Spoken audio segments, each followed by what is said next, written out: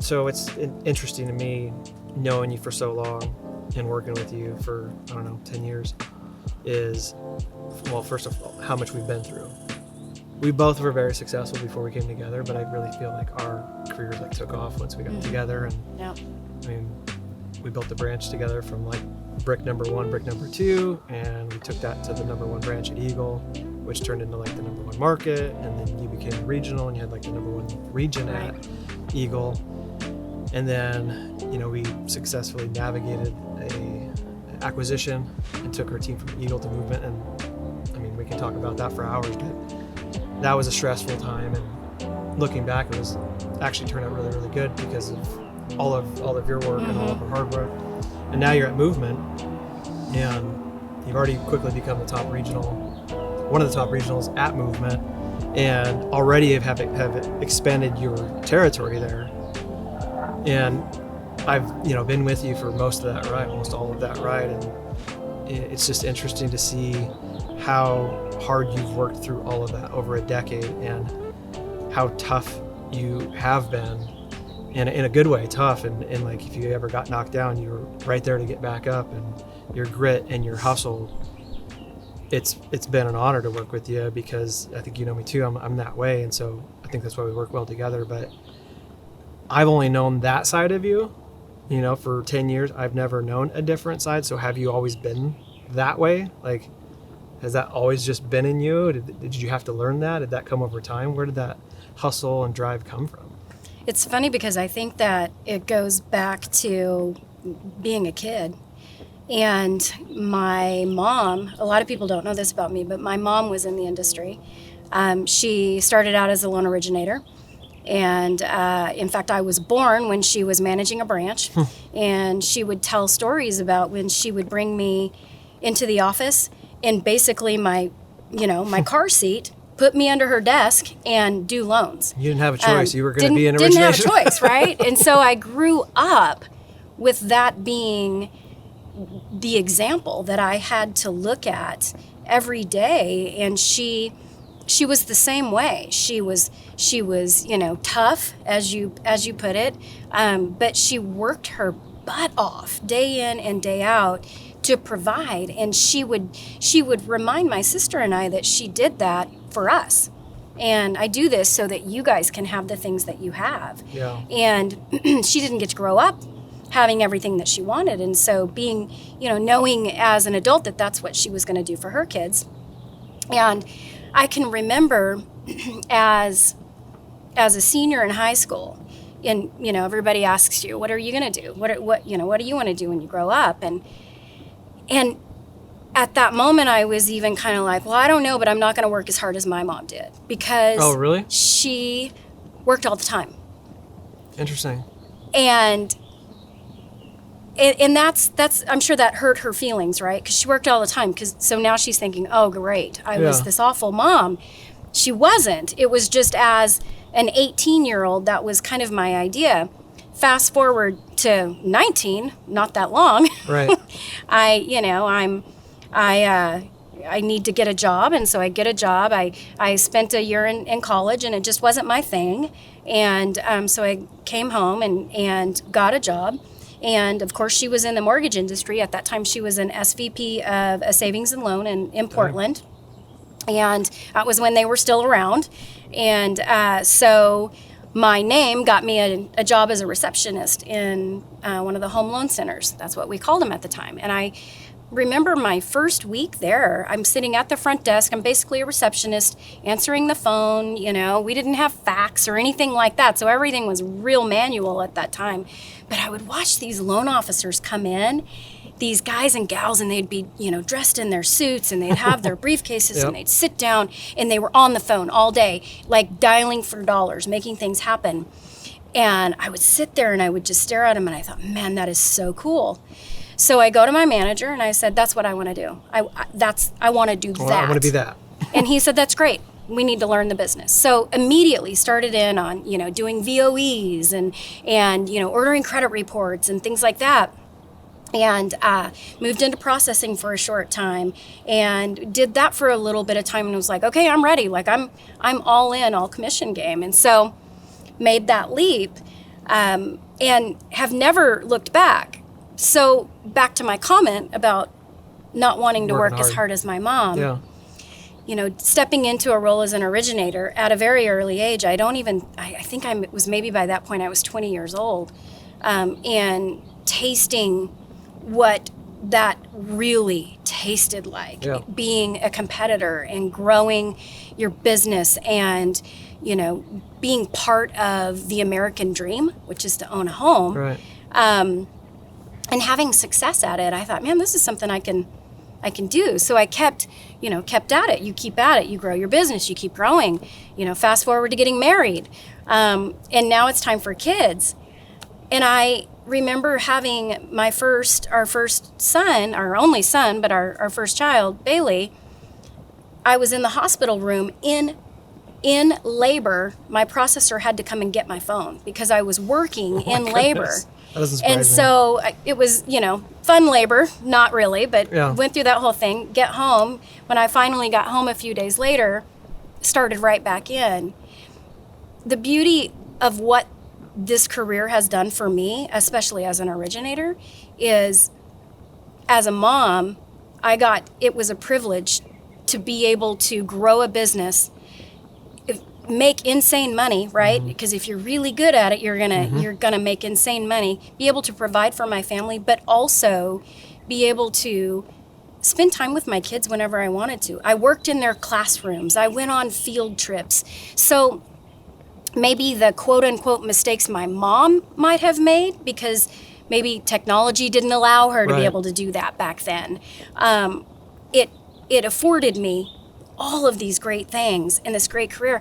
And my kids have gotten to be in a household where their mom does exactly what my mom did for me, on a level where it's like, yeah, I do all of this to provide for you. You get to, it's afforded them both college. I mean, all of these things that it does, but all while being insanely good at it. And you just keep growing, and you just love it. And You ever think about like where, like that whole story, like where you started to where, I mean, you're running how many states now, and $2 billion in yeah. production from just starting doing VOEs and front desk. I mean, we're all just grown-up kids inside. So it's like, for me, I pinch myself like, oh my goodness, this is crazy. I still feel like I'm that person. I don't know if you ever feel like you're still that girl back in, just starting the business, but it's a pretty cool success story to come that far and still continue. I mean, you're still taking ground, you're still taking territory as we speak. It's funny, and sometimes, being a woman, it's a lot of women suffer from what's called imposter syndrome, and for me, and I know there's probably a lot of people like this, men and women, that you don't have a 4-year degree, and yet how are you going to be able to make it?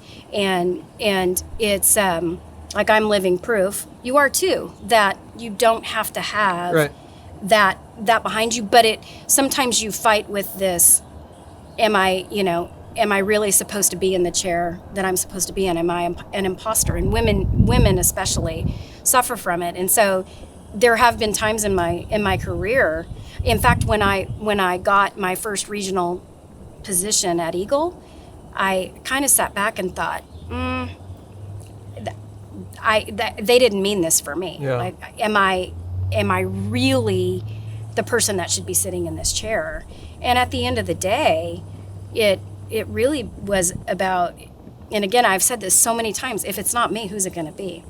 And then what does my life look like if I'm not the one in the chair and someone else is controlling what I do or what I can do or say? And so it just, My guess is it's a motivating factor, hopefully. I mean, at least working with you, it appears to be a motivating factor versus like a debilitating factor, because you're like, okay, if I'm feeling this way, I feel like you're like, I'm going to outwork this. And I'm going to outwork everybody else, because I work very, very hard.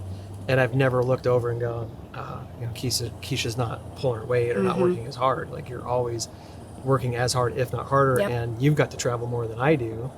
And so that adds another layer of, Right. working hard and being gone from the family. So I don't know how you resolve that in your head to yourself, but I've never felt that way being, with you for the last decade as far as imposter. And I remember we talked about that, and you talked about it on the panel at the WNBA, and it was so interesting to hear that. And all the women were like, yeah, right away, women in leadership are like, yeah, that's a thing. And I learned so much from that conversation. So I hope it's empowering and drives you. I'm sure it does. It does. Yeah. And it's funny, I don't feel like I have to outwork everyone, but man, I'm all about trying, right? Yeah. And the older I get, the more okay I can settle in with, right, you may know that I'm not in my office, but you're not going to be going, what the heck is she doing? Right. Like, why? And I've said this before too,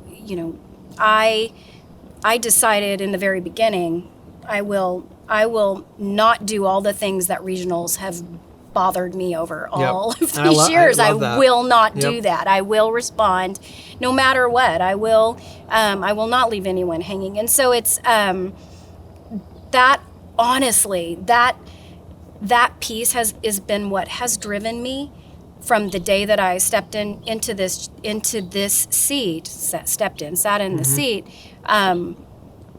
because I knew, like, I'm not going to do those things. I will not be that person. I want to be the type of person that people don't say, what does she do all day? I don't know what she does all day. That's also got to be a motivating factor. Yeah. Which I love, because I also think about that too. And I think for me, that's a healthy fear. Mm-hmm. Like, how am I providing value today? I don't want anybody ever to say that about me. Yeah. And you've got way more territory and way more people to manage than I do. Yeah. So I use that as a motivating factor, like you do. Like, okay, how am I going to provide value? What am I going to do new and innovative this time? How am I going to help my team? And you've lived that. I've always felt like no matter what challenge we face, you've been right there with us. Mm-hmm. And even as you grow and you add territory, it's interesting to watch. Again, third party, like, you have new managers that work underneath you. And organically, they're, kind of a feeling out process, and they're not really sure. And in their mind, they're seeing it through the lens of their last manager. I'm third party, and I can see both lenses, and I'm like, I'm going to wait till that person really sees that, who Kisha really is, and it's going to be, it's going to be an upgrade. Mm-hmm. And it may take a while. Everybody's different, but they quickly see, oh, this girl's in the trenches with me and ready to roll. It's funny. I just this morning, I had one of our market leaders that is in our region that is newer to me. To speaking to what you're saying, send me an email and said, thank you so much for personally taking an interest in me. Yep. And it kind of took me back. It kind of threw me for a second, because I thought, wait, who did not take personal interest what do before? you mean? Yeah. Why, what do you mean? First, number one, that's my job. Number two, that's why I'm here, right? That's one of the things that I absolutely love and adore about movement is the fact that there are two types of people, right? Loan officers, loan originators, and those who work for those who originate loans. And we all know our place. Right. And so for me, being here, it's such an easy, like, it makes it so easy because we all know what our place is. And it's like, man, I work for you. Of course I'm going to take a personal interest in you. But you're right, it does. It lends a hand to, well, man, what have they endured before? Yep. Back to the point of, am I providing value? Yep. So I thought that was kind of interesting. I love that it catches you off guard, because it's like, well, of course I am. Yeah. But, not everybody's created equal, and not all regional managers and executives are created equal. And so, for you, it catches you off guard, and it should. Like, of course I'm going to take an interest in you. And it reminded me of watching your podcast the other day, and I feel like watching it again, third party, I feel like you got caught off guard by a question. I think I'm going to mess up the question, but it was something like, hey Kisha, what does it feel like to be a strong woman at Movement Mortgage? Was it something like that? And I could tell you were caught off guard, at least my perspective. You can correct me if I was wrong. And I also think I know why you were caught off guard, but I'm interested to hear why you were, if I'm right that you were caught off guard, and why, and then I'll let you know if our answers match. It did catch me off guard, and it was at Movement, I'm the only female regional director, and so we have some very strong women in senior leadership, but in the seat that I'm sitting in, there's only one, and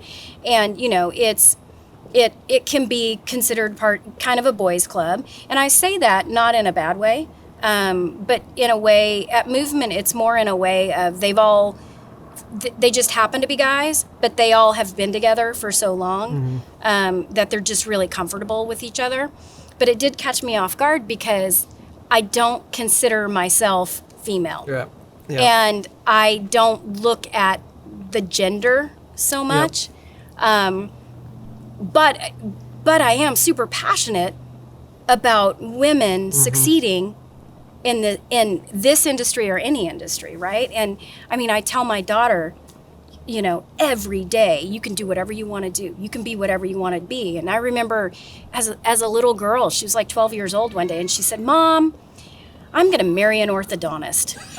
That's and awesome. I looked at her, and we were driving down the street. It caught me completely off guard, and I said, "Well, Allie, what do you mean you're going to marry an orthodontist?" "Well, I'm going to marry an orthodontist. Like, we'll have money." And I said to her, "Why would you marry an orthodontist? Why wouldn't you just be the orthodontist? Like, you can do Great anything response. you want to Yeah. do." And so when the question came, it was just like, "Oh, that's right. I am the only female." Yeah. And it's still a quote unquote boys club, but The industry I'm one is of them. in general. Yeah, I get to be one of them, and it doesn't hurt that we came in just a year ago, and we're in the number two volume spot very quickly, and we'll end in the number one profit spot, Yep. this year, and we were real close last year, but it's so those things lend to me. But Casey Crawford, our CEO, he's all about strong women, and he's kind surrounded. of I mean, we have a lot of he's strong women at surrounded Movement. himself with that, so Yeah. it bodes well for me. But it did, and it's funny because when I was asked that question, Jen, the gal who had asked me, she could tell I was rattled. I mean, I was literally speechless because I honestly didn't know what to say. Yeah. Because I'm super, super passionate about women, but I'm passionate about everyone growing. If you Yeah. want to grow, I'm gonna take an interest in that. I'm gonna do everything I can. But I don't have my fists up at conventions, or it's just Right. and I told her it was no big deal. I mean, obviously it was a great question, but it definitely threw me. I feel like I was right there with you as to why, because I've been guilty of treating you just like one of the guys. We rib each other, we joke, bust chops, and that's just because that's how I look at you. And I'm sure I knew, like, when that came out, you're like, "Oh yeah, I guess I am a girl." Which is great. I mean, you don't have to go around saying I'm passionate about strong women. You just are, and I love doers. You don't have to talk about it. You just are the example, which, to bring it full circle, is like, that's what your mom did for you. She didn't have to say necessarily, "Hey, go work hard." She set the example. You saw that, and however many years later, you don't have to go out there and be real passionate about it because they can see it in you. You don't have to even say anything. I'm passionate about strong women, strong men. And there doesn't even need to be a conversation about gender, because I know we're like-minded in the sense that we both prioritize like performance, which is beautiful. It's not gender, it's not race. It's how, performance, execution. Yeah. How well are you doing at your job? Can I help?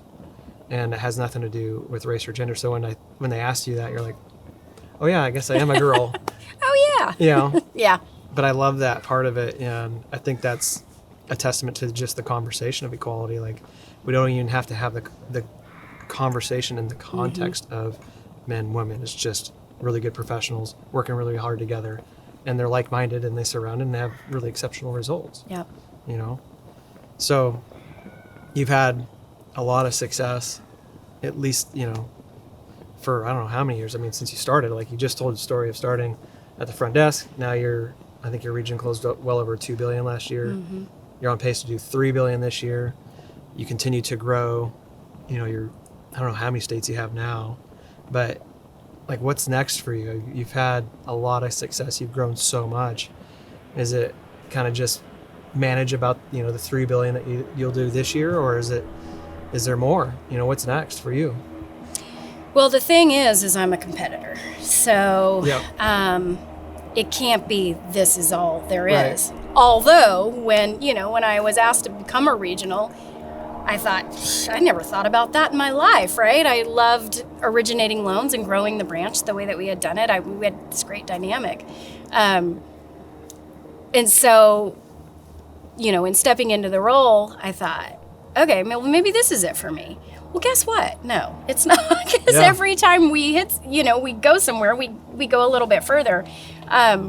So no, it's funny.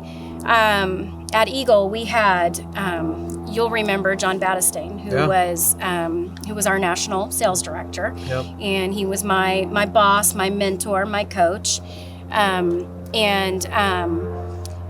He had this saying about how great it is to leave your fingerprints all over the organization. Yeah, I remember. all over. Yep. Like, leave your fingerprints. And unfortunately, John was, taken by cancer far too early. But it's kind of one of those things that stuck with me. Now I've got my spin on it, because my spin is more like DNA. Like, I want you to leave your DNA. You get to have your DNA all over, your market, all over whatever you're doing, your region, and just this year, leaving your quote unquote DNA became even more clear to me with leaving a legacy. Yeah. And when I think about movement and the successes that we've had as an organization, starting out at 0 12 years Right. ago, Yep. 12 years ago, and I mean, this year I think we're on pace to probably maybe even hit 20 billion. So thinking about that, right? Isn't that insane? And what can my part be in that? And really trying to think that through. Like, movement was built on the East Coast. They're literally a household name on the East Coast. Well, I'm a West Coast girl. You're a West Coast guy. Yeah. And so some of the attraction, to movement was that, guess what? There's like an entire western half of the United States that knows movement, but doesn't know movement the way that, the East Coast gets it. So for me, it's really more about, okay, now I'm going to leave a legacy. Now I'm looking for leaders, strong leaders like yourself, leaders like lots of the market leaders that we have. And what's my part in helping you grow so that you can take the next step, and then building your bench and doing that, not just in our region. And you're right, I think we've got some 6 or 8 states Right. now just in our region. It's not Pacific Northwest anymore. We're all over. But there are other regions for movement that I want to be part of helping them build. And That's I awesome. want to help leave a legacy for those people too. And so, we look up however many years from now, because you're right, I'm not in my 30s anymore. I'm not, I'm not in that go, but I still have so much passion and drive for what it is that we're doing. And I guess if movement was just an okay company, You'd be okay it would coasting. be okay. Yeah.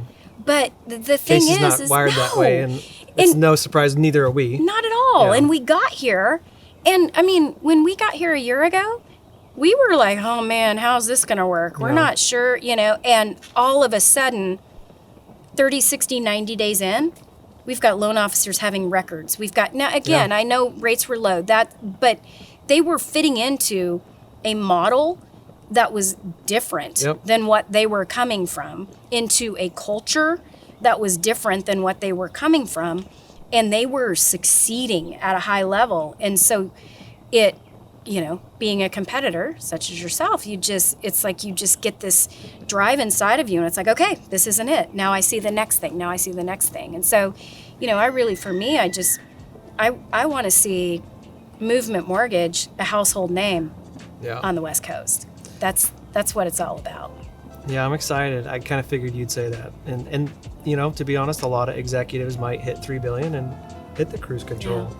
And knowing you, I knew that wasn't going to be your answer. Yeah. And I'm excited to see. I mean, I've been with you from 0 to 3 billion. That's a long journey. That's a decade's worth, and that's a lot of success. And it's been an honor to be by your side, and I'm excited to see what's coming, because I do believe that, you know, you'll continue to grow, and the leaders around you will continue to grow, and I'm ready for it. I'm excited. And you know, I feel like your story's still evolving, and it's mid-story. I'm not sure what chapter we're on, but it's pretty cool to think back 0 to 3 billion. And what's next? You know, can we do 4? Can we do 5? Can we continue to attract like-minded leaders on the West Coast? Does that grow to the Midwest? You know, what's next? So I'll cheers to that for you, for 0 to 3 billion. Great job, and it's been an honor to be by your side. Thank you. You as well. And the sky's the limit.